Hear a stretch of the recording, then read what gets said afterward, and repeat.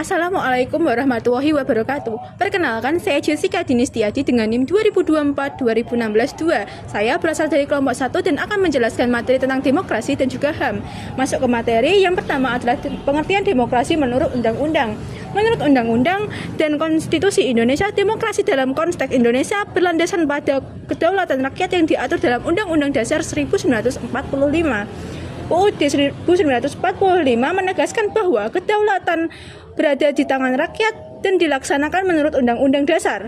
Dengan demikian, demokrasi adalah sistem pemerintahan yang berdasarkan kedaulatan rakyat, di mana rakyat mempunyai hak kekuasaan untuk menentukan aturan dan pemerintahan yang menguntungkan dan melindungi hak-haknya.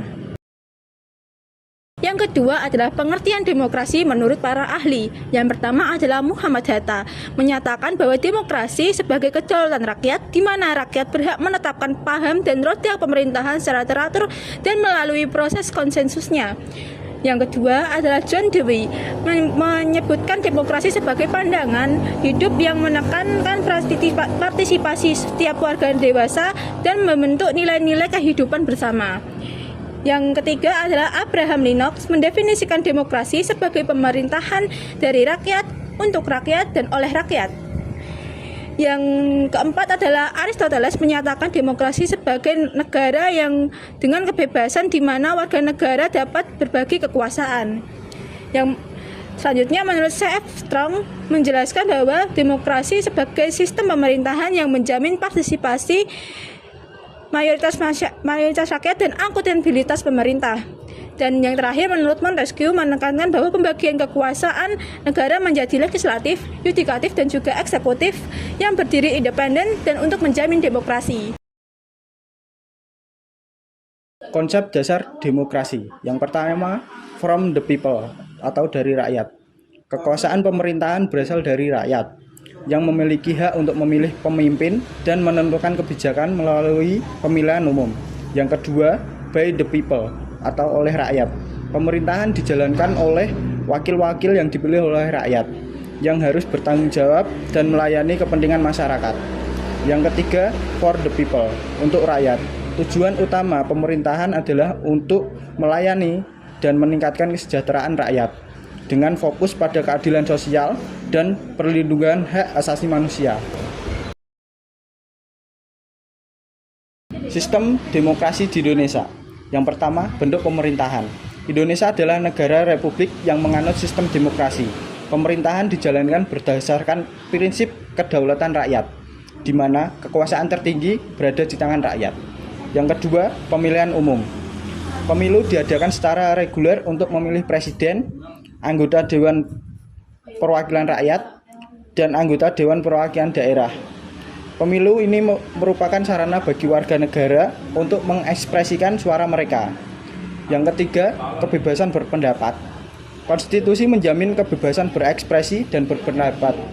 Masyarakat memiliki hak untuk mengemukakan pendapat dan kritik terhadap pemerintah, meskipun dalam praktiknya terkadang terdapat batasan. Yang keempat, partisipasi politik. Warga negara dapat berpartisipasi dalam kegiatan politik, seperti bergabung dengan partai politik, berorganisasi, dan mengikuti demokrasi. Ini penting untuk menciptakan ruang dialog antara pemerintah dan rakyat. Berikutnya, bentuk-bentuk demokrasi. Yang pertama, demokrasi Pancasila, yaitu merupakan ideologi dasar negara yang mengintegrasikan nilai-nilai Pancasila ke dalam sistem demokrasi. Ini mencakup aspek kerakyatan dan keadilan sosial. Yang kedua ada demokrasi perwakilan, yaitu rakyat memilih wakil-wakilnya dalam pemilihan umum untuk duduk di lembaga legislatif seperti Dewan Perwakilan Rakyat, bisa disebut juga DPR, dan Dewan Perwakilan Daerah DPD. Wakil tersebut bertanggung jawab untuk mewakili kepentingan rakyat. Yang ketiga ada demokrasi langsung, yaitu dalam beberapa kasus seperti dalam pemilihan kepala daerah, rakyat dapat memilih pimpinan secara langsung, memberikan suara mereka dalam pemilihan lokal. Yang keempat ada demokrasi partisipatif, yang mendorong ketertiban masyarakat dalam pengambilan keputusan, baik melalui forum-forum diskusi, musyawarah, maupun partisipasi dalam program-program pembangunan. Yang kelima ada demokrasi diskursus, yaitu menekankan pentingnya dialog dan diskusi dalam mencapai kesepakatan kebijakan publik. Yang keenam ada demokrasi sosial, yaitu yang berfokus pada kesejahteraan sosial dan pemerataan kesempatan bagi seluruh rakyat. Yang berikutnya ada peranan masyarakat dalam menegakkan demokrasi. Yang pertama ada mengikuti pemilu sehingga bisa memilih langsung pemimpin pemerintahan di Indonesia. Yang kedua, turut mengusulkan kebijakan yang diwakili oleh wakil rakyat. Yang ketiga, ikut mengawasi proses demokrasi agar tetap berjalan dengan semestinya. Contohnya melaporkan tindak kecurangan. Yang keempat, ada turut memperdayakan demokrasi agar masyarakat lain semakin paham tentang demokrasi. Contohnya, melakukan penyuluhan. Yang terakhir, ada turut memberikan contoh yang baik kepada masyarakat lain dalam menjalankan proses demokrasi. Tantangan penegak demokrasi yang pertama, korupsi. Praktik korupsi merusak prinsip-prinsip demokrasi dengan merampas dana publik yang seharusnya digunakan untuk kesejahteraan rakyat. 2. Ketidaksetaraan sosial dan ekonomi. Ketimpangan sosial dan ekonomi antara kelompok-kelompok masyarakat masih menjadi masalah serius. Kesenjangan ini dapat mengancam stabilitas dan harmoni sosial. 3. Pelanggaran HAM. Meskipun Indonesia telah membuat banyak kemajuan dalam hal demokrasi, masih ada tantangan serius dalam hak asasi manusia, termasuk pelanggaran hak-hak minoritas, kebebasan berpendapat, serta perlindungan dan akses yang memadai bagi kelompok rentan seperti perempuan dan anak-anak. 4. Radikalisme dan ekstremisme. Ancaman radikalisme dan ekstremisme menjadi isu penting dalam konteks demokrasi. Penyebaran paham radikalisme dan kelompok teroris dapat mengancam stabilitas dan keamanan sosial. Prinsip menegakkan demokrasi. 1. Kedaulatan rakyat. Pemerintah berasal dari rakyat, oleh rakyat, dan untuk rakyat. Asas demokrasi langsung maupun tidak langsung. 2. Pemilihan umum yang bebas dan adil. Rakyat memiliki hak untuk memilih wakilnya dalam pemilu yang jujur, adil, dan bebas dari intimidasi. 3. Kebebasan pers dan media. Pers bebas dapat untuk menyampaikan informasi dan mengawasi jalannya pemerintahan. 4. Pembagian kekuasaan. Terdapat pemisahan kekuasaan eksekutif, legislatif, dan yudikatif untuk menghindari penyalahgunaan wewenang. 5. Kebebasan berserikat dan berkumpul. Masyarakat bebas membentuk organisasi dan menyarankan aspirasi secara kolektif. 6. Akuntabilitas dan transparansi pemerintah. Pemerintah bertanggung jawab kepada rakyat dan wajib menjalankan tugas secara terbuka. Kasus menegakkan demokrasi. Yang pertama contoh kasus pelanggaran demokrasi peristiwa kerusuhan Mei 1998. Kerusuhan ini menunjukkan pelanggaran demokrasi karena terjadi bentrokan antara warga dan aparat keamanan serta kebakaran dan kerusuhan massal. Pembatasan kebebasan berpendapat dan berekspresi. Contohnya adalah kasus-kasus di mana aktivis pro demokrasi atau aktivis ditangkap dan ditahan karena menyampaikan pendapat yang berbeda dengan pemerintah. Pemilihan umum yang tidak bebas dan adil. Pelanggaran demokrasi terjadi jika proses pemilu tidak berjalan secara bebas dan adil. Misalnya karena adanya kecurangan atau intimidasi terhadap pemilu. Pengertian HAM menurut UU. Menurut Undang-Undang Republik Indonesia Nomor 39 Tahun 2009 tentang HAM, hak asasi manusia adalah seperangkat hak yang melekat pada hakikat dan keberadaan manusia sebagai makhluk yang berdosa dan merupakan anugerahnya yang wajib dihormati, dilindungi dan dilindungi oleh negara, hukum, pemerintah, dan setiap orang dari kehormatan serta perlindungan data dan martabat manusia. undang-undang ini juga menegaskan bahwa setiap orang berhak atas pengakuan, jaminan, perlindungan, dan perlakuan hukum yang adil tanpa diskriminasi.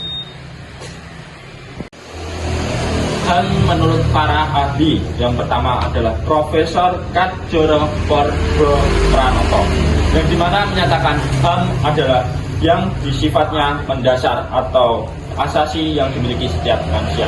Yang kedua, menurut Peter R. Becker, mendefinisikan HAM adalah yang mutlak harus dimiliki setiap oleh manusia untuk perkembangan dirinya. Yang ketiga adalah P.J. Wallace, yang dimana mengatakan HAM adalah hak diri yang mengantar dan melekat pada diri manusia dan tidak boleh dihilangkan karena akan menghilangkan kependapatan oleh kemanusiaan. Yang keempat adalah C.D. Rover, menurut HAM sebagai hukum yang bersifat yang universal dan dimiliki oleh manusia. Yang keempat adalah yang 5, Baharudin Logo berpendapat HAM yang dimiliki langsung oleh Tuhan Yang Maha Esa dan tidak dapat dicabut oleh kekuasaan. Yang terakhir adalah menurut Jan Martensen, yang dimana mengatakan HAM sebagai hak yang melekat pada manusia sebagai insan dan merdeka dan berakal. Sekian dari HAM menurut para ahli. Jenis-jenis HAM dan ciri-ciri HAM. Yang pertama jenis HAM adalah HAM ekonomi, sosial, dan budaya. Yang pertama, hak atas pendidikan. Yang kedua, hak atas pekerjaan. Yang ketiga, hak atas kesehatan. Yang keempat, hak atas standar hidup yang memadai. Yang kedua, HAM menurut kolektif atau kelompok. Yang pertama, hak untuk menentukan nasib sendiri. Yang kedua, hak untuk lingkungan yang sehat. Dan yang terakhir adalah hak untuk melindungi identitas budaya dan bahasa kelompok. Yang terakhir adalah HAM menurut generasi ketiga. Yang pertama, hak atas perdamaian. Dan yang kedua, hak atas pembangunan. Dan yang terakhir adalah hak atas lingkungan yang bersih dan berkelanjutan.